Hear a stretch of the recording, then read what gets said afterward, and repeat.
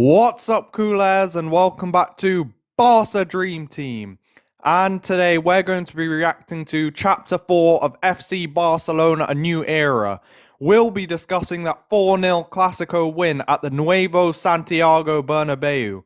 We hope you'll subscribe and hit that notification bell, and let's get started. And remember, you can check out the previous videos on chapters 1, 2 and 3 by clicking the card in the top right of your screen. So chapter 4 begins with a clip of Frenkie de Jong in Amsterdam. At this point he'd sealed the deal to join Barcelona and he was making his way over to Catalonia to have his official presentation. We get to hear a bit of insight into Frenkie's perspective of the big move. He told us how he'd been a Barca fan since he was a child. He said he was mesmerised by the style that Barca played with. He hadn't seen that anywhere else. At the time, Barcelona's popularity had been steadily increasing in the Netherlands. De Jong told us how his father was a Cruyff fan, so he'd grown up watching Barca since around the age of 12. It was amazing to watch him soak up the atmosphere. On the day of the presentation, he explained how he was surprised at such a great reception from the culés. He told us it really hits you when you get closer to the stadium and watch all the fans gathering. And then we cut to our Europa League clash against Italian giants Napoli. Xavi explained how lucky he is to have Frenkie and said that the Dutch midfielder has some qualities that are even better than his own when he was a player. We know how good his awareness is, but Xavi mentioned that he could probably score even more goals if his ability to enter the attacking third was a bit better.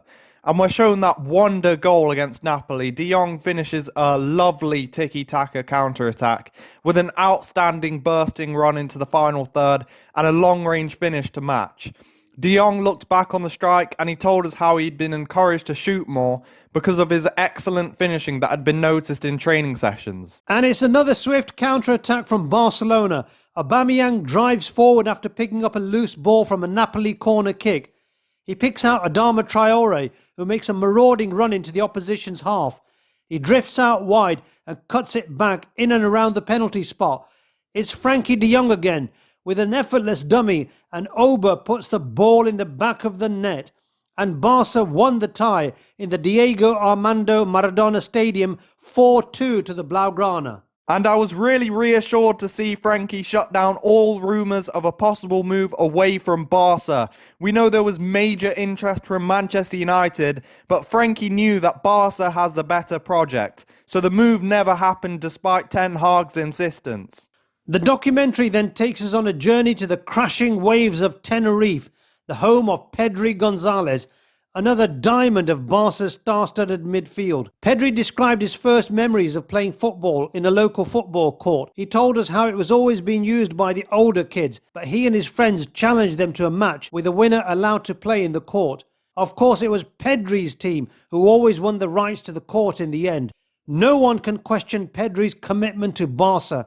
His family have been Barcelona fans for generations. I remember him telling culés in his presentation how all his cutlery was branded with the Barcelona emblem. His grandfather actually started a peña, or supporters club, in Tegueste, a small region in Tenerife.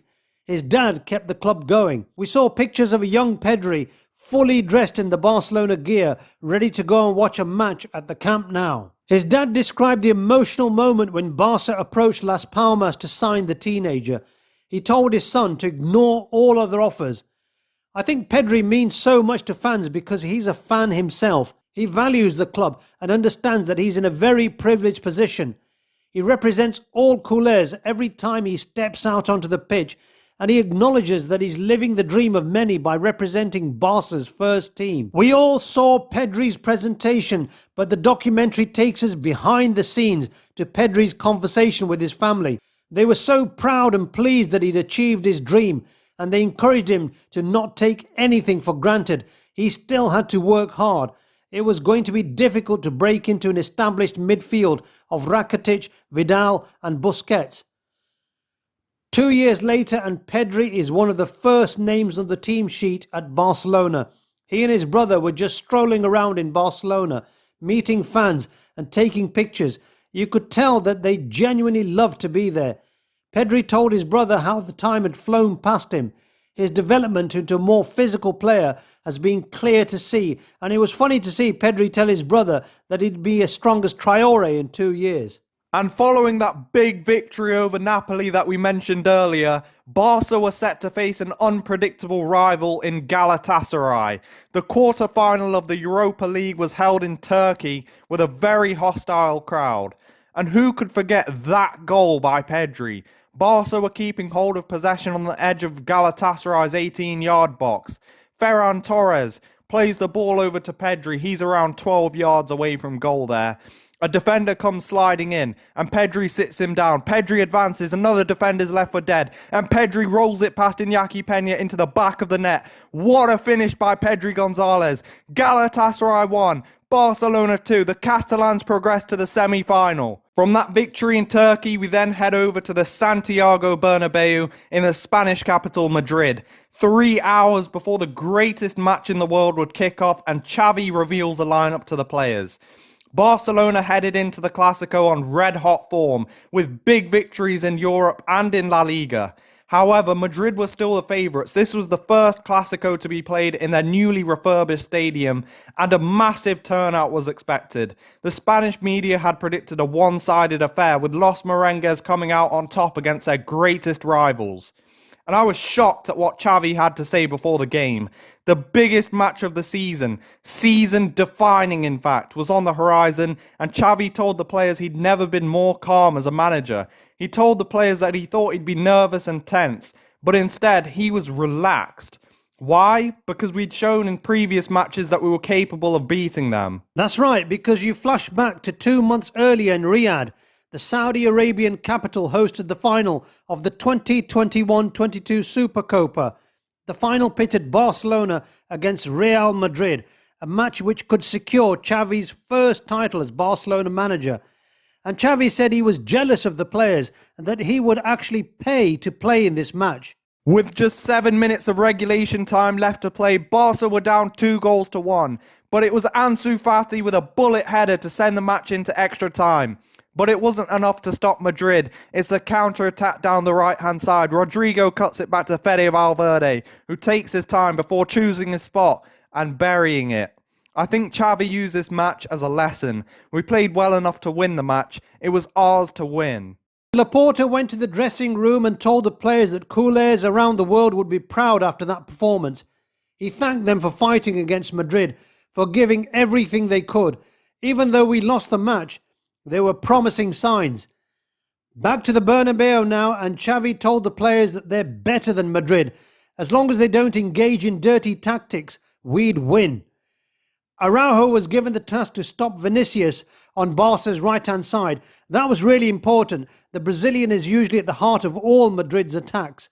Araujo did excellently to render him completely ineffective in Real's attacks. The game kicked off and Dembele gets past Nacho on the right-hand side. He crosses it to the near post and Aubameyang heads it past Courtois. 1-0 to Barca. It's a corner from Dembele now, and Ronald Araujo gets his head on it. 2-0 to Barca. Araujo immediately runs over to the bench to celebrate. Ferran Torres places the ball in the top right corner of the goal and Thibaut Courtois just watches it fly over his head.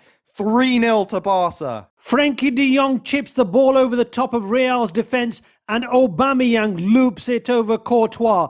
It's 4-0 in the Bernabeu. Xavi even said that the result wasn't a fair representation of our performance. We could have scored even more goals. But that was a turning point in our season. Xavi had delivered on the biggest stage. It really was a statement win. And the dressing room celebrations were just an explosion of all that pride. To beat Real Madrid in their home ground by 4 goals was just incredible. That's right, and the atmosphere in that dressing room was absolutely amazing. All the players were celebrating as though they were the fans. After that confidence-boosting win against Madrid, matchday 30 brought a difficult fixture against Sevilla. Their defence of Jules Koundé and Diego Carlos, with Bonner in goals, very difficult to penetrate. A win would put us second. But the game was on a knife edge. Pedri receives the ball from Dembele in a central area. Ivan Rakitic comes sliding in, but Pedri feints to the right. He does a fake shot to sit Diego Carlos down, and he fires it past Yassine Bono. It was a really similar finish to the one against Galatasaray, but Pedri explained how the finish for this goal was more difficult with it being from long range. Xavi told us how this man can become the best midfielder in the world, and he chose not to hide the fact that Pedri reminds him a lot of his old teammate Andres Iniesta. He said it's a bold statement to make, to compare Pedri to his idol, a true great of Barcelona. But Xavi said he can't stop thinking that way, with Pedri constantly delivering in big matches. Jordi Alba agreed, and Pedri admitted to watching clips of Iniesta to try and play in his style. The documentary showed a comparison of Pedri and Iniesta, and you could just notice the little nuances that Pedri has adapted into his game. Their ball control and one-on-one skills are very similar. In fact, Jordi Alba said that Pedri's playstyle makes him look like he's already in his 30s. There is a lot of maturity in his play. And here's a comparison of their first 2 seasons at Barcelona, and you can see that Pedri's already putting up great numbers. The following match day saw Levante host Barcelona. Both Atletico Madrid and Real Sociedad had dropped points, offering extra motivation for Barca to get the job done in the Ciutat de Valencia. But Barca went 1-0 down, and in the 55th minute, an Eric Garcia handball led to Levante being awarded a penalty. But Ter Stegen comes up with a massive save in a big moment.